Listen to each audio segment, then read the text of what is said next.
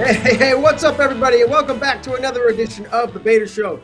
I'm your host, Mark Bader, and this is episode 469, and today's January 20th, 2026.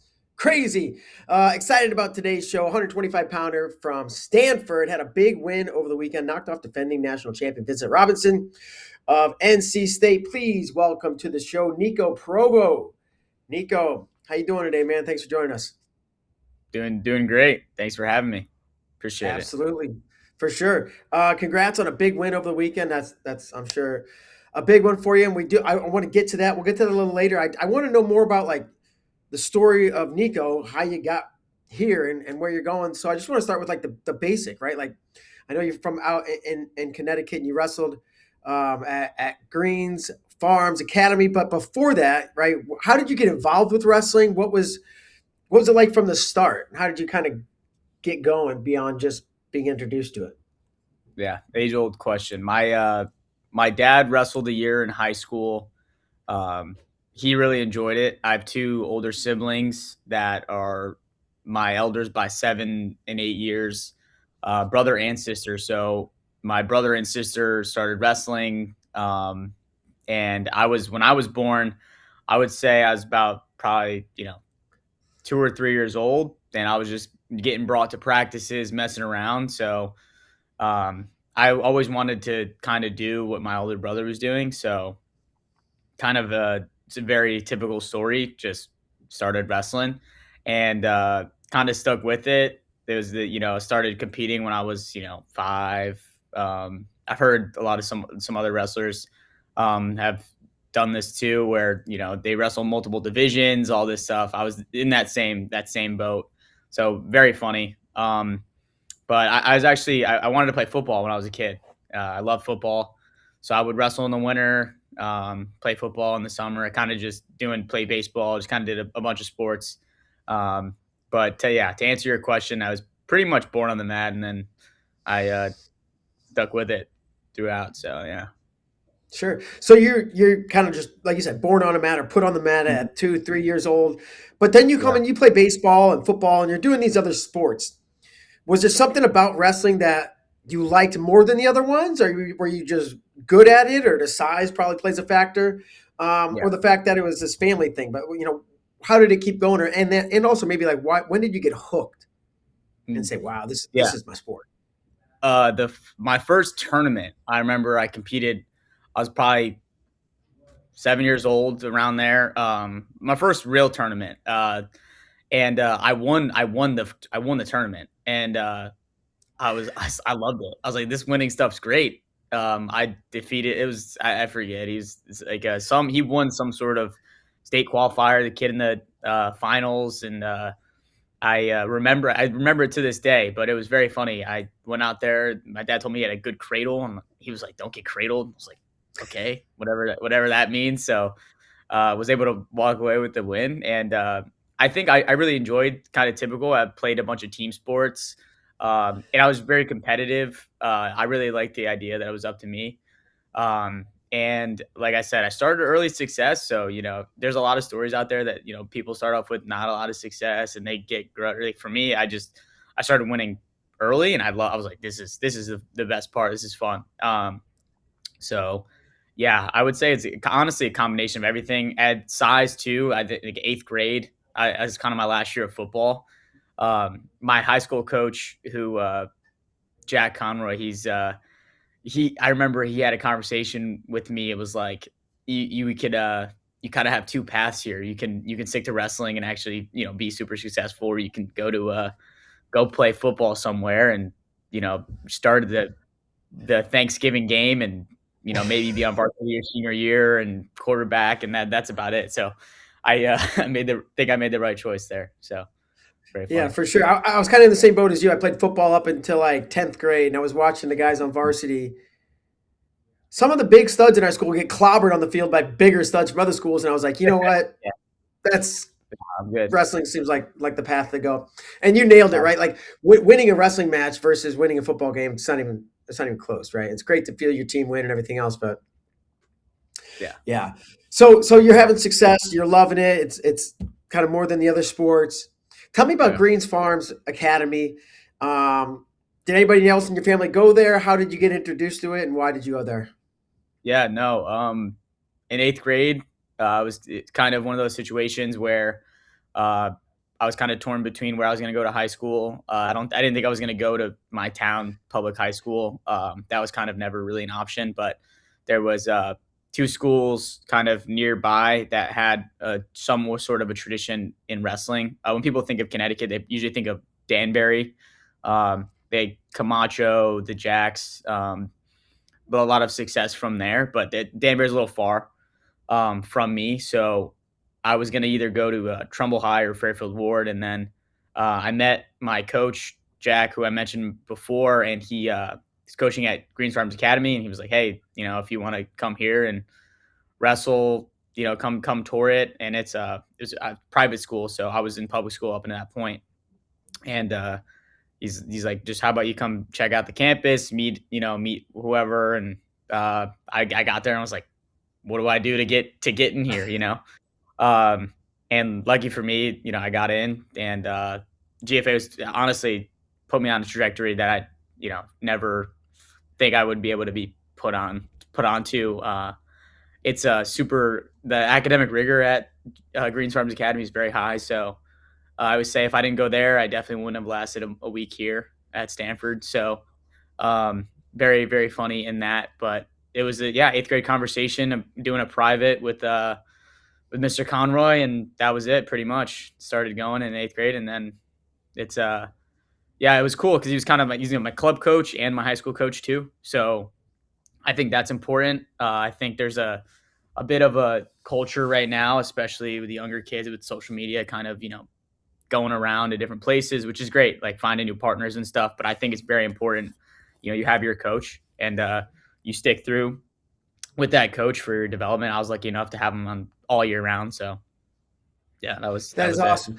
And you said, I think you said, he introduced it to me. I went and visited it, and I said, "How do I go? I want to go." I'm all like, "What was it that struck you on that visit that made you think this is the place?" No doubt.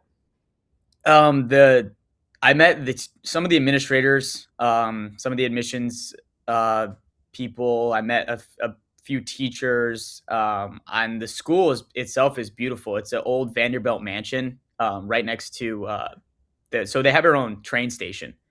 It's literally called Greens Farms. And obviously Vanderbilt's the railroad, so they built it close to their house. And I saw the tour, and the old English wing is actually the old rooms from the house. They kind of kept it and refurbished it a little, and I loved it. It looks like Hogwarts, some would say, but it's a beautiful campus, and it's it's a lot of rich, I don't know, resources, I guess you can say. And I felt that day one. And honestly, the people too, like they were so nice to me and very welcoming. They knew my name. So it was kind of funny. Little things like that when you're, I don't know, 13, 14 years old, like sticks with you. And I immediately was like, oh yeah, this is a no brainer for me. So Sure. very funny. And you're telling me, I think just right before we started recording, but it's like 20, 30 minutes from where you grew up. Now, Mhm. did you live on campus? Was it like a boarding school, or did you go home every No, day? yeah, it's a day school. So Yeah. my first 2 years, I took the train every day. Take the train. It's You get off, you walk a little bit. It sucks in the winter. Don't get me wrong, walk gets long, but then when I started driving like my sophomore junior year, and I started driving from there. But it was funny because like the practice times would and you'd always finish practice and always miss the train, and so then you got to wait for the longer train. So I think our coach did it on purpose, so we get a little extra work in afterwards. But uh, I always remember that once I just was able to drive, it was a lot really nice. But yeah, so I took the train for a little bit and then drove afterwards. Okay. Well, that's fantastic. And talk about your development at this Mm. school, and how you feel you developed over your years there. Yeah, that's a ooh. I think of it's almost similar to kind of the upbringing I had in wrestling. When I was in eighth grade, I would say that's probably the least connected to wrestling I'd ever been in my life. I hurt my shoulder at I'll never forget this, Wildwood Duels. Um, and it just really rubbed me the wrong way. And I was just, mad at the sport, mad at my, whatever. And I finally, ninth grade kind of came around, and I was pretty small. I was probably weighing like 105, 108, anywhere from there. So obviously being a 6 pounder, we had a upperclassman that was there. He's like thinking about making it. We did the wrestle offs, and I beat him in the wrestle off.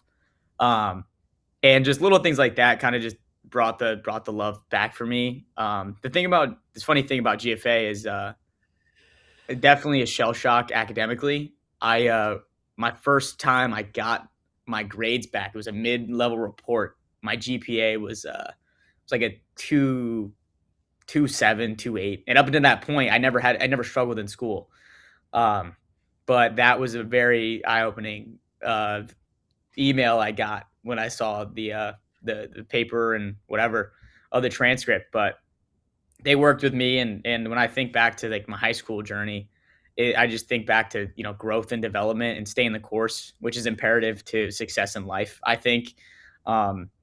And it's super cool. I mean, by the end of my time at GFA, I had, I don't know, like a 3.9 unweighted GPA, all APs, all honors, like finishing top 10, 5 in the class. So pretty cool that way. And then wrestling the same kind of way. It was like my freshman year at national preps. That's kind of the pinnacle for us. Up until that point, we hadn't had an All-American at national preps until from my coach, that was in like 2006. So a really long time.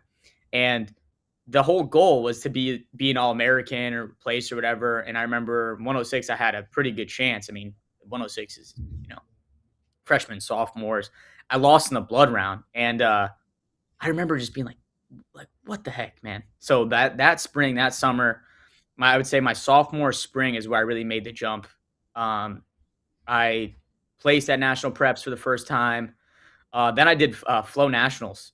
And that was kind of the first time I broke into the Flow rankings, which I thought was a big moment for me. I took second in second in Greco, third in freestyle. And from there, then I started getting the recruiting. Then I went to Pan Ams, won Pan Ams, and then from there, that's kind of when the success started. Yeah, so that was pretty cool. Okay. And then from there, started taking it more serious. So yeah, pretty neat. We always talk about, this is a wrestling show, clearly, and we talk about wrestling and improvement, but I want to go back to your grades, because you're like, I had great grades, and then I had a 2.7, and I got everything worked out. And I'm curious, like, because these are the kind of questions usually I'll ask, like, oh, the guy didn't qualify for state, and then he did really well, and then we'll talk about how he improved and got better. But like with your grades, was it just you didn't know how to study, or you weren't sure how to approach school? Maybe somebody guided you, or give me some insight onto how you kind of got that cleaned up. Yeah, I had to pinpoint it to one thing. It's honestly effort. I remember being in classes and being like, these kids are so smart. These kids are so intellectually sound, whatever it is. And like I said, credit to my coach. He was there for me a long time. He's like, these kids aren't smart. They work hard. They put in the time, they put in the extra effort, and it pays off. And that's the secret to success. And it's funny, I did a speech at the end, and I talked about the definition of being smart. What does that mean? And to me, it means the person who's disciplined enough to actually make the change and find 10 minutes to help study or find new habits that work for them. For me, I treat tests, I treat big exams like wrestling matches. I like gear up for them. Like I like treat them as if like I would have warm up, and actually whatever I need. So it's like, I don't know, if I eat like a honey stinger before my match or weigh-ins, like do it before the exam too. You got a big meeting, a big project, that stuff, translates a lot. 'Cause it's like, you care a lot about wrestling, you care about the results, but you also have to care about academic stuff too. And I think I learned that early on ish in my high school career. And that's kind of what helped me develop and yeah. So like I said, growth is important, but obviously it's just honestly discipline and effort. And then, it's like, it's going to be hard, but there's a reward in that. like being able to actually retain information, have a conversation with someone and be able to have talk about a class or talk about a book you're reading. That stuff's great. That's how you become more knowledgeable. And then in life, that's what you look for, right? How can you learn more, retain more, and provide growth to other people? So That's a fantastic answer. I freaking love that. And the fact that you talk about treating or approaching a test like a match or school. Like, do you ever wrestling is a very whatever you just getting ready to go. You're next. You're going to feel the nerves in your stomach and the butterflies. Do you ever feel? yeah. Do you ever feel that with tests? I'm just kind of curious now. Like, do we get amped up or? Yeah, I mean it's interesting. The thing about tests is you take so many and you learn how to do it. It's like match. It's like sometimes something's a little off and you're like something's off. This is out of my routine. Tests can be similar. Um, but I think the funny thing I think about too is in a match you want to lean back on your training. Um, and with a test you want to lean back on your studying, training, whatever you call it. Yeah, Um, so yeah, I mean, I definitely get there's nerves for sure, but once you sit down and you start to see stuff you've seen before, that's the best feeling, and then you start to just hit that flow. And obviously, sometimes they'll throw some questions on there you've never seen, and you just gotta, you know, I don't know, figure it out. But that's that's cool. So yeah, I definitely there's some nerves, but I mean, you gotta figure it out. I love the analogy. Like, oh, it's you sit down, I see the test, and I see questions I've seen before. A guy shoots a single, and I've seen it before, and all of a sudden he And does that's something I've never seen. You better just figure it out and scramble and make it yeah, up. exactly That's right. great. Heck yeah. So as I was looking back through like results and do you graduate in 2021? Now, did you take a gap year? Because I think your first year of college was 22, 23, right? And then a couple questions here. Mhm. Was Rob Koll at Stanford? Did he recruit you at all? And what's this timeline like? And how did you decide to take this gap year? And uh, yeah, just kind of fill me in here. So yeah, I was originally committed to Cornell. I committed to Cornell fall of my junior year, so pretty early. Yeah. Um, and then let's see, I wrestled U23s in May. I was graduating high school in June. I was going straight into Cornell, so I wasn't doing the gap year at Cornell. So I was fully admitted in the school, moving in on August, whatever. And I was super close with Cole, super close with, Gabe, all those guys. Um, Mike too, for sure, but definitely like a Cole guy for sure. Like he got me and my parents he's a great recruiter. But Yeah, for sure. we go to U23s, uh, lost the first match, won 8 straight as a senior in high school. And at the time, this was before, you know, all the high schoolers were really, just it's normal for them to just go into college stuff and kill it and senior level stuff and do that. So it was pretty neat. Yeah, after that, I remember I got a text. My dad was telling me, he's like, "Hey, don't don't let this affect you." And I was like, "What?" And he sent me whatever, Rob interviewing for Stanford position, whatever it is. And I was like, "Yeah, I don't, I'm not worried about that." But obviously, conclusion of the tournament, um, Cole's like, "Hey, like, what do you think of this?" I'm like, "Uh, yeah, I don't know. I don't know. I don't really think this is what I want to do necessarily. It's kind of hard to throw away Cornell as an option when Cornell's an Ivy League institution with great wrestling. Also, it's closer to home for me. It's Oh, wow. 4.5 hour drive opposed to 6.5 hour flight. Um, and actually, I got recruited from Stanford early in my journey. Yeah. But there was some mix up for me on an official visit. They needed an SAT score, and I hadn't taken it. I hadn't taken them yet. So it was a little issue there. So that's kind of what threw Stanford out in terms of that with the old coaching staff. And then yeah, that summer Cole was like, "Hey, like I don't know, you gotta figure it out. You gotta just come." He's like, "Just come on, just come see it." I was like, "All right, like fine." And I remember getting here and yeah, Chenzo was here at the time, Grant Leith, um, and we're driving down Campus Drive, and me, Cole, Enoch were all seeing campus together for the first time. Like they hadn't really like the first time I went, they was also their first time going around too. So we were exploring together. So that made it cool. But Stanford's known. Stanford's like one of the most beautiful campuses in the country. Um, we drove down Campus Drive, and I was sold. I told my parents, I was like, they weren't with me at the time, but I was like, yeah, like this is insane. And then I told Coles, we figured it out, and I was just like, hey, like, how do I do this with Cornell thing? Like, how do I figure this out? Because I was actually up at Cornell in the summer, like fully going. I was like invested in it, with the team and everything. And he was like, all right, like you got to tell them you're not coming. And then, well, I'd applied to Stanford too. So I applied to Stanford. I got in. That's not easy. Stanford's, Yeah. I mean, wrestling doesn't help very much. Um, Right. but luckily enough, they like my transcript, essays, all that good stuff. Got in, and then it was for the following year because we didn't have a freshman class after they cut the program. So he was like, "All right, just take a gap year, live out here, and train with RTC." So that's what I did. I went out there in September with the host family for a little bit, and then got an apartment. Started doing. I was doing like car sales at a it was actually Real Woods' old job, but he started going back to school, and I filled in for him, and I was like helping out as like a sales assistant, just like helping move cars around a lot. So I was doing that while I was training here, and then just wrestled the Open, wrestled the Bill Farrell. I went to Bulgaria once for the Dan Kolov. Yeah, so yeah, honestly just took a gap year, trained in the RTC, so it was pretty neat. And then got in. Obviously, that following year was my freshman year, and the plan was for me to wrestle. So that was what happened.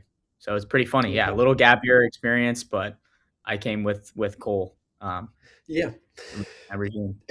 It sounds kind of familiar. Your first visit to Greens Farms, and then your first visit to Stanford. Yeah, Like you're yeah, both. I'm hearing the same thing. Like I get on campus and like, duh, this is it. I'm sold. Is that fair? very fair. I always say this. Kids ask me about recruiting in the process. I remember learning people would say, when when you know, and it's like a feeling that it's hard to describe. And I'd be like, okay, yeah, right, like whatever. I mean, at Cornell, I had the same feeling when I was there too.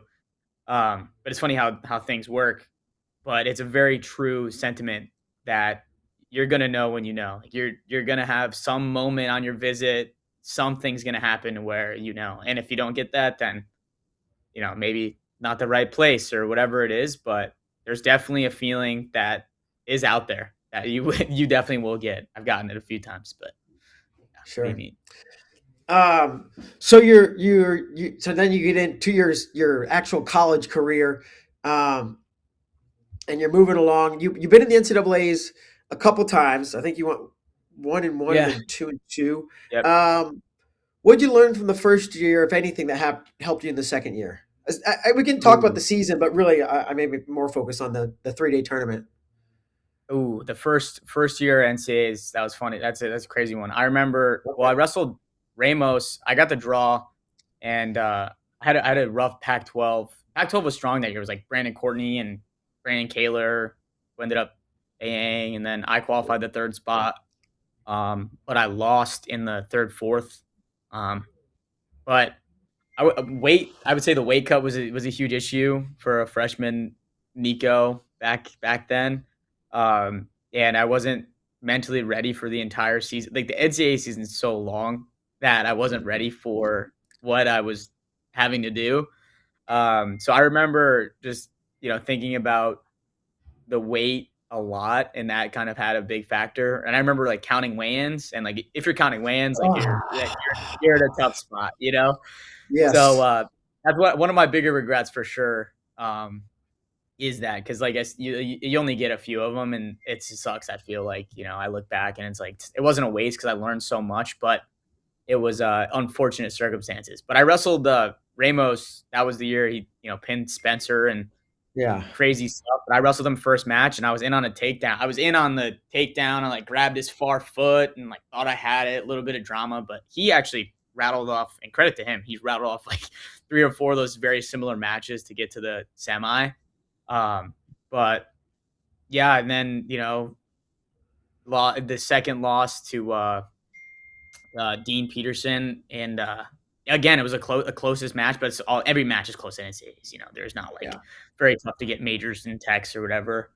And I just remember being done and being like, like I said, my whole thought process was, yeah, this stinks, like this sucks, like feeling it, whatever. And I wasn't really focused on the actual wrestling piece. And I would say I wasn't being very present and grateful there. But I remember writing a letter to myself being like, this feeling is like the worst in your life, all this stuff. And I just told myself to remember that feeling and whatever. Fast forward that year, the next year, um, new staff with Ayres, and we had Deacon at the time. Brucky came on. Gray came on halfway through the year, but that was a fun one because I knew what to expect. So the whole time, so I kind of knew like latter half of the summer, I really started to figure my stuff out, understanding what it was going to take for me to have success, just being able to see it. Because I mean, I've had a lot of close matches with good guys up to that point, and it's just piecing it together. And that's still something that is a sentiment to my journey now too. Um, but I remember going into Cliff Keen and like I forget what it was, like, I don't know, 30th or whatever, and they gave me a pretty good seed. I think I was the eighth seed. I think the eighth seed. So I was actually surprised they gave me the eighth seed. Um, but yeah, winning Cliff Keen was like, yeah, I was like, okay, now I know that I can, you know, now I know like where I'm supposed to be at, And then yeah, the season I think the season just got a little, I guess the season got long again. It's actually this time of year where it gets the most, the dual season where you're wrestling every week and you're, whatever, and you're wrestling tough guys. It gets a little taxing, but then I mean, I had no regrets in that second NCAA tournament. Like I liked the way I wrestled. I wrestled Schoenberger first round, like got I think I was close to a major, if not a major. And then I wrestled Drake, who, he put it on me pretty good, but I feel like I over wrestled him. I think it was like I was so excited to, move on. I was so excited to wrestle, and I think I thought I was, up to that point being able to win a national title. Um, and then yeah, backside Ohio State, wrestled McCrone and felt good in that match. And then wrestled Volk, who I had wrestled at Cliff Keen, and that match still gets me. Found a way to roll out of I tried to finish a single when I was at winning, and found a way to roll, and it was like it was like the Dayton Fix veto position. They called a takedown, and that was it. And I was like, dude, yeah, another feeling where it wasn't great. But like I said, I learned so much. And then last year had some health stuff going on, so redshirted, and then now we're here. So I'm sure we can get into that stuff. But yeah, the first 2 years, man, I learned incredible amounts about myself, which is pretty good, pretty neat. Wouldn't change it. Sure. And one thing you mentioned and is the coaching change, right? Like that's a major thing. Yeah. And you came, especially considering you came over there with Rob or for Rob, right? Yeah, So yeah, just take me exactly. Yeah. through hearing that he was leaving, how that made you feel, and the transition with the new staff coming in. When I found out, I wasn't too happy. Going with Koll kind of to Stanford, but the thing about Cole's relationship and I at the time, that he was doing what's best for him, and like I can't blame him. And conversations with my teammates and I who came here in the same situation, where it's you grow with your teammates, and you don't choose a place like Stanford for one guy or a few people. It's about the Stanford institution itself, Yeah. the prestige, everything that comes with it. Um, and then Ayres, I knew Ayres was a great coach. Being from the area, I was like, I looked at Princeton, and I knew we were going to be in fine hands. So when they announced Ayres as the coach, I called him immediately. And was like, hey, like, just want you to know, like, you got a 25-pounder that's gonna, be there the whole time, and he's gonna, whatever you need, is gonna be great. And he was like, he actually thought I was a Princeton parent because I have an East Coast area code, so he thought I was a Princeton parent at first, and he was very relieved when he found out it was me. But yeah, it was cool that the first year with Ayres, like he was leaning a lot on us for kind of just learning the role because it is definitely difficult, a lot different. It's not, I mean, similar to Princeton in a way, but it is different. We're quarter system. There's a lot of loops and stuff, but he learned pretty good. And Ayres' system is fantastic. System of training. He's very methodical, and I've never felt better going into competitions than I did with under his regime, and I think that's a huge thing. Yeah, that's fantastic. Okay, to piggyback on, you mentioned, and whether or not you want to get into these, that's on to you. But you mentioned last year you had either some health problems or injury or something to decide to redshirt. Is that anything you want to elaborate on? Yeah, I guess there was some internal health stuff going on, which is it kind of came up. It's kind of crazy, but Dan was redshirting Cardenas, so that was another like okay, like Dan's redshirting. I have a red shirt. It was obviously not planned, which sucked, but it was kind of like one of those things where it's like okay, we'll try to figure it out in the season, like kind of go throughout the season. I would get like close, and then it just starts to like couldn't wrestle. I couldn't even train, which is crazy. Like not even being able to do like cross training stuff for that time, which I was losing my mind. That was like the first time I hadn't been able to work out, and since I don't know, I could remember, Uh-huh. but gave me a new perspective, and then figured it out by after NCAA stuff, and then was like, all right, we'll focus on the spring. So focus on the spring, wrestled the U.S. Open, but yeah, unforeseen circumstances that led to that decision, but it's all figured out now, so in a good spot. Yeah. So I'm thinking back to your first NCAA's and maybe not as much, but you're saying like the season's getting long. That's what you're saying, right? I wasn't used to it. It's a long season. It's dragging on. A lot of people have been there. Counting the number of weigh-ins left, never a good thing, but totally understandable. Could this injury that which sidelined you or health, whatever it was, that kept you off the mat, was that able to give you some perspective? Like, all right, maybe I thought the season was long, but really, the season's awesome, and I wish I Um, could do it. Whereas the last 2 years, I was seems like almost ready for it to be over. no, you hit the nail on the head. Having something you love taken from you, um, you take it for granted on some of the days, some of the practice days, whatever. But not being able to, I remember watching like one of some of my favorite stuff, like favorite things in life is like being able to finishing like a really hard practice. Just knowing, you gave it all you got and you won the day in some aspect, some capacity. When I saw like them going through the workouts that I wish I could be a part of, that was, oh man, that feeling is really bad.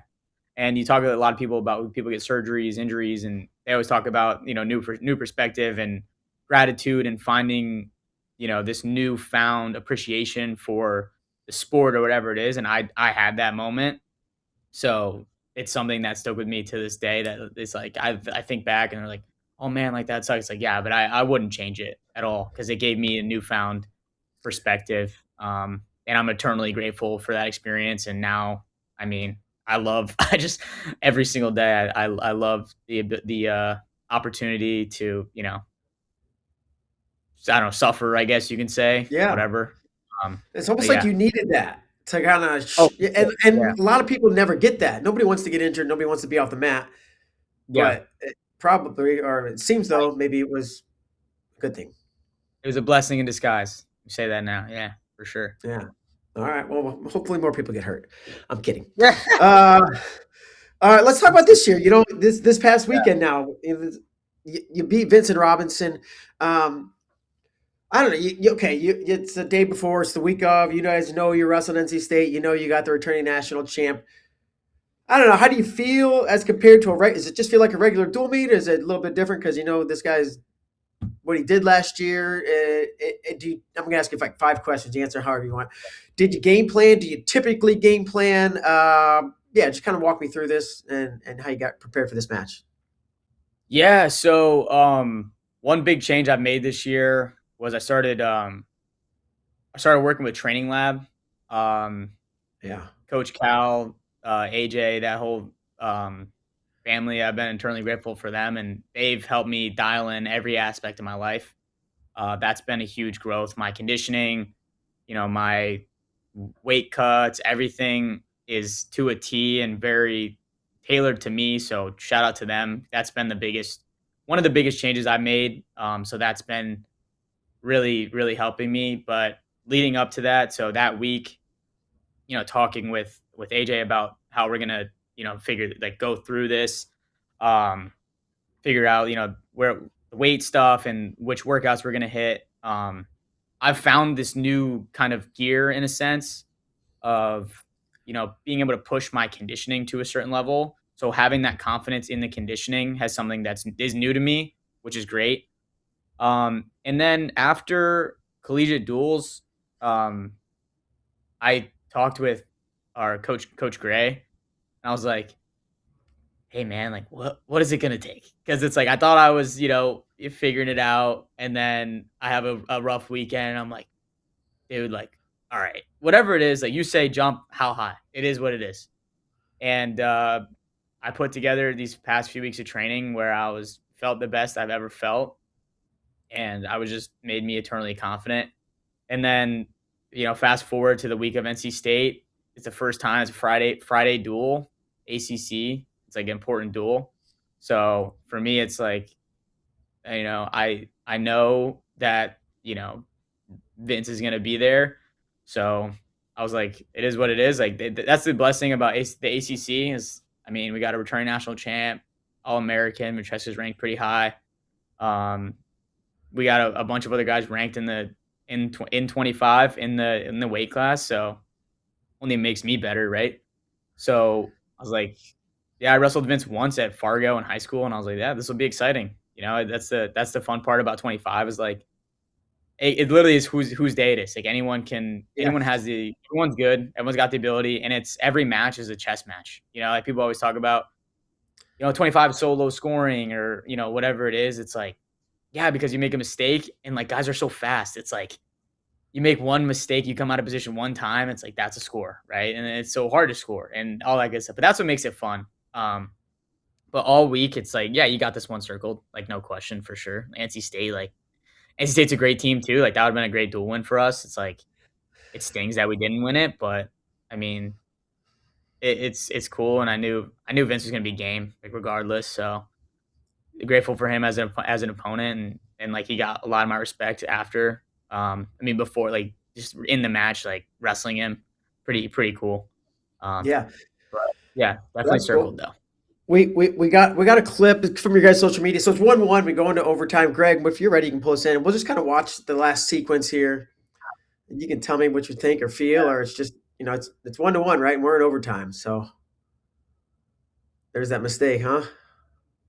Or just that Oh, opening. I don't know. I don't even know if I would call that a mistake, but Not a mistake, just an a opening, lapse. right? Yeah, Yeah, not a exactly. mistake, an opening. And Yeah. so neither of you even had to make a mistake. One guy just had to find an opening, right?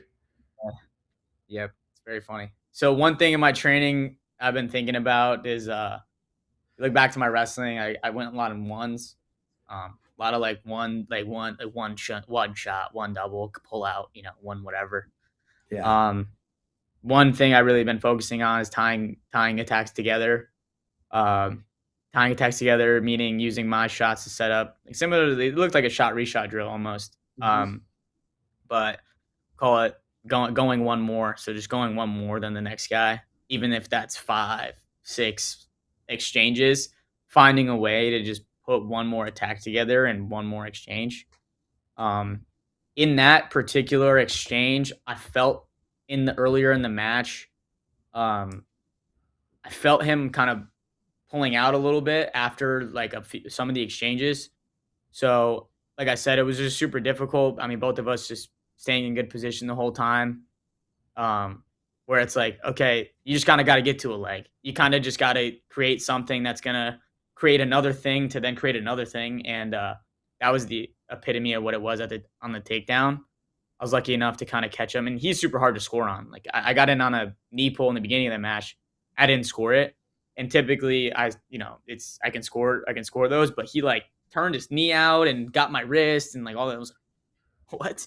But that that exchange is like that's high level wrestling on for both guys. I mean, he didn't like do anything wrong. It's just like I don't know. I went another exchange more and lucky enough to get the takedown. And like I train like that too. I train in those moments of like it's overtime too, and it's like it was a high action, high level match to where both guys are moving the whole time. And I mean, there's both guys are tired, no question about that. But I leaned back on my conditioning and understood that I had to be patient.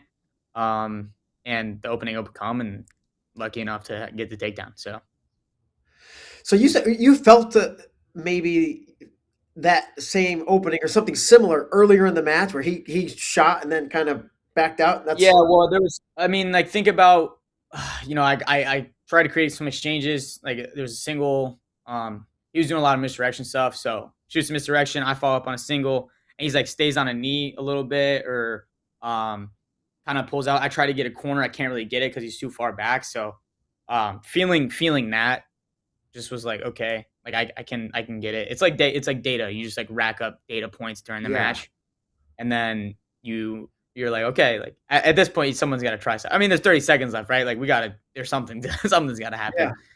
Um, leave it up to ride outs. It's always tough, but that was the crowd was great. Like Stanford crowd was super cool. The environment was insane. Like one of the coolest environments I've been a part of. So to get that in overtime, like as dramatized as it was pretty neat. But it's like, yeah, that's great. It's a duel, and that's awesome. But it's still January, whatever. Um, he's gonna be at the ACC tournament as well, and he's a national champion for a reason. So like I said, a lot of respect to him. It's like, yeah, it's gonna take a lot more to get him again, and like I'm confident in my abilities. It's like I got two great tests this weekend, so it's like you gotta have short memory, win or loss, and be able to, like I said, the goal is March. The goal is the end of March, right? So, keeping that perspective is important.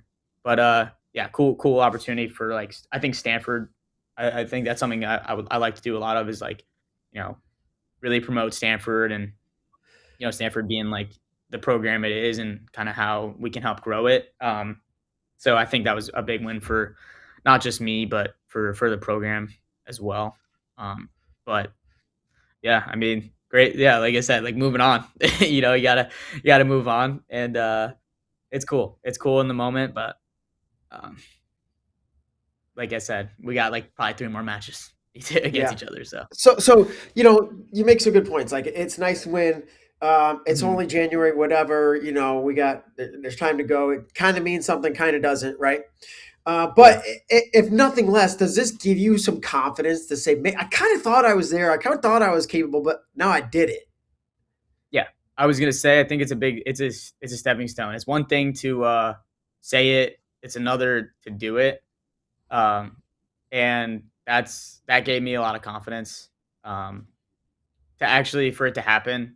Like, I remember I visualized that the takedown, the exchange a lot, and there's like I just started smiling because it's like that now it was actually real life, and like I finally put the pieces together. I always think of like a cup with like you're pouring water into a cup, and it's like if you continue to do the right things, and it'll overflow eventually. You just got to stay the course.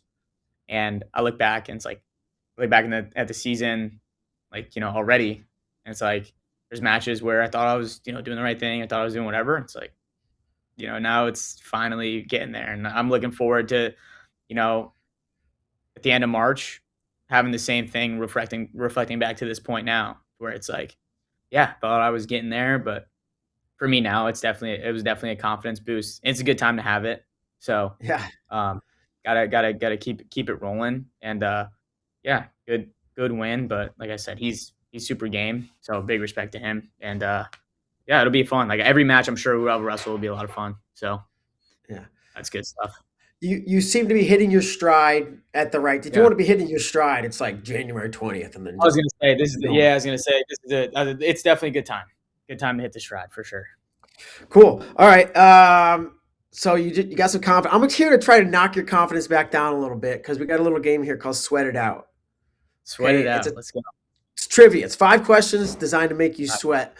As I was writing these questions, I feel like you can get most of them, but there's some maybe not. So let's just start. And I know you're going to get at least half of this because I already saw it in your apartment. But first question, and sweat it out. Name the last 2 NCAA champions from Stanford. Shane Griffith and Matt Gentry. All right, ding. Dang, I forgot to get a bell. Ding. All right. Number 2. Name the last 3 wrestling coaches at Stanford. And I know you already know 2 of them. Head coaches? Yep. Koll, Ayres, and Borelli. Stanford kid, he's smart. I should have made him a little harder. Okay, here we go. You're in Palo Alto, California right now. You're from Stratford, Connecticut. Yeah. According to the 2020 census on Wikipedia, who has a higher population? Which city has a higher population? Palo Alto, California, or Stratford, Connecticut? And they're closer than I thought in I'm gonna go. I'm gonna go Palo Alto, but that is correct. Final answer. Yeah. Palo Alto 68,572. Stratford 52,355. Though if you're going by density, Stratford is more densely populated. Yeah, Palo Alto. definitely. But that wasn't the question. That's a piece of information. Yeah. All right. 3 for 3. Number 4. Who was the last NCAA All-American for Stanford at 125 pounds?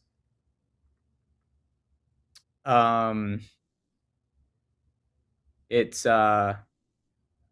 oh, dude, I can't believe I'm blanking on his name. Okay, I'm looking at him on the wall. I'm looking at him on the wall. He took 8th, and this was 2015. Moved up to 33.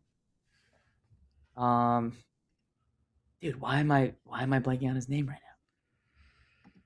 now? Yeah, I talked to him. 50-50? No, you got this one. I know who it is, but I'm gonna say it, then you're gonna be upset because you know it. Yeah. You're not gonna come up with it though. You want me to tell you? Hold on. Give me like 2 seconds. You are right. It was just the weight and the place. You might be off by a year, but you're. Oh yeah, it's.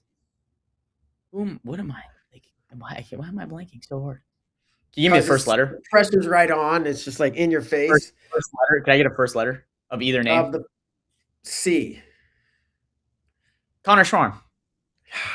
I'll give it to you. You got a hint, but we got it. I appreciate it. But like, I can't believe I forgot Schwarm, dude. What an idiot.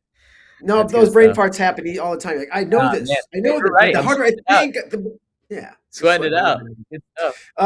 Number 5. What is the official mascot of Stanford? The mascot, the tree. Is the redwood tree? Is that or is it the cardinal? Answer? I mean, it's one of those. I actually, that's funny you say that because it's this is why it makes it tough. We're the Stanford Cardinal, but we're also, it's like the fear of the tree thing. So you said mascot? Mascot meaning like, okay, I'm gonna go redwood tree, but if it's cardinal, it's Cardinal. Stanford Cardinal. I knew Cardinal. He started off on fire. He got those first 3, no problem. Yeah. Made me a little worried. Cardinal, non-plural. It's not cardinals. It's just one. That yes. I was going to be specific on that too, but it's funny because you said it's either the tree or the cardinal, not the Cardinals. Yeah. Well, I see, like even guys here don't really know. Well, that's good. So, okay, 3 for 5. That's all right. Two more little things. Yeah. These are just opinions or whatever you want to call it. But the first one is Nico Provo. Who's your all-time favorite wrestler? Oh, that's a good one. I'm gonna go. So I'll give you 3. I would say Jordan Burroughs is number 1 for sure. I love watching Jordan Oliver and Nashawn Garrett growing up. Were like my guys. Hell yeah, Nashawn up there. He's Chico. I don't know. There's somewhere up there in Palo Alto. Yeah, maybe. Northern California. No. California's a big state. I know. You guys are Central California, kind of, huh? We're NorCal, but NorCal. I think he's further north. I think it's up I think it's in. It's a Chico. I think that's in. Gosh dang it! Now I gotta I think look it that's up. LA area. Huh? No, really? I thought Chico was up north. That could be. I have no idea. To be honest, in Let's see California. here. Chico, California. Yeah, that's north, way past San Francisco, past Mm, Sacramento. okay, yeah. Yeah, like you said, it's a big state. So final thing here. This one's called Wins and Whoopins, Nico. And this is like, I want you to think from the first match you wrestled at 2 or 3 years old, or the first one you remember, till the last match you wrestled against Vincent this weekend. Um, One win that stands out. It could be beating a national champion. It could be like beating a grade school rival, or any match that stands out for any reason. Doesn't matter Mhm. why. And one whooping. Like we've all just had our butt kicked so bad that we hate it, and we probably don't like to talk about the stories, but here I am asking you about them. So one win that's memorable, and then just one whooping where you just got whooped so bad you didn't know what happened. Um, one win that's memorable is I guess it's kind of recent, but quarterfinals, Cliff Keen 2 years ago against Ramos. That was a big one. That was just a big turning point in my career and my life, kind of confidence wise. So I would say that was a good one. It's funny. I was like thinking about this. My worst whooping that I think I've gotten, and this was so it wasn't even a match, but it was a practice, but it was a practice match. Okay. Chaz Tucker is from Massachusetts, and during COVID, I was like starting to like wrestle college guys and like think I can like be hanging with college guys. I'm like, Uh-huh. like I got like easily like whatever. Like wrestle some opens. I'm like, come on, man, like this is nothing to me, Yeah. dude. Chaz came in for a practice, and I wrestled him. I have never felt so uh just out of place. Just it was a rough day. Like it was bad. He beat me, I don't even know, 20 something to nothing, and it was folk style too. So like Chaz was good in folk style. So like I remember when I palmed his head and he grabbed 2-on-1, and I was the first time I'd ever like not been able to move my arm. Um I think about that one. And then one time, so I wrestled. So Real Woods, um, shout out Real. That's like he's one of my closest friends. He had thumb surgery and he wanted to get a workout in. So I'm like, oh, he's got thumb surgery. He's not gonna go that hard, and we're gonna just play around or whatever. So I think that's how it started. And I was messing with him. He grabbed 2-on-1, and I did a 360 double, and I like got him to his hip, but obviously I didn't score it. He like scored it. He like squirmed out or whatever. He beat the brakes off me for an hour after that. Like just pounding my head in the mat. I'm just like doing this, and he's this cow catcher, threw me around, picked me up, ankle picked me, single. It was an hour. It was an hour. I felt like 20. It felt like my life. But Terrible. those two moments are like two two weapons I got where it's like, oof, that was rough. But Okay. yeah, those And, are and, good and ones. if I remember correctly, you said Chaz Tucker was over COVID, and wasn't Chaz Tucker like He undefeated was or ranked had a 20. great Yes, yes, yes, and they he got to was pull the rug undefeated. out from under him, so he's pissed off putting it out Yeah, on you. right after. So he took it out on me, and I don't know. I haven't talked to Chaz in a while, but I the Possibly. timeline doesn't connect very much. So it's like he got his stuff canceled, and then he couldn't because he was at Cornell. He couldn't get it back, and let's just say he went home, came back, and he's just wrestling some high school kid. Like, yeah, he got me pretty good. So Chaz, I like my odds now better, but still, not a lot of respect to him. But yeah, that was big turning points though. Those are always good lessons though. If any high school kids are out there and you're getting your butt whipped, it's like everyone's gone through it eventually. It's a rite of There's always like a passage. time, a shift. There's like a passing of the guard, and stay the course, and then you'll be the guy putting whippings on others. Hopefully there's some stories out there where they're like, yeah, this guy Nico got me pretty good, but we'll see. But then I got him one day. I love it. Yeah. I love it. Well, Nico, this has been great, man. I Yeah, learned a no, lot. thank you. I've had a good time. But I want to leave you with the last word to say anything you want to say about anything. Anything I want to say about anything. That's okay. That's a good one. Um, yeah. I guess thank you to my family, coaches, putting this in this position. It's funny. I would like watch these all the time, and like it's funny when you asked me, I was like, oh, dude, that's pretty neat. So yeah, I mean, shout out to everyone in the wrestling community that has gotten me here, supporting me, old coaches, everyone, new coaches, everything. Stanford has been amazing. GFA still in that pipeline. So shout out to everyone involved there. My family, that's a big. They're huge supporters of me, and wouldn't be there anywhere I am without them. But like I said during the interview, it's just the milestone. We're still in January, so hopefully we're doing this again with at the end of March, different circumstances. So yeah, thank you again for having me on here. Pretty super cool for us. So yeah, go Card, go Cardinal. All right. Go Cardinal. Hey, congrats on a great win and best of luck the rest of the Thank season, you. man. Continue to Yeah, watch you appreciate it. have some success. All right. Have a great day. Take care. That'll do it, folks. Another one in the books. Appreciate you all tuning in. We will see you next time. Goodbye.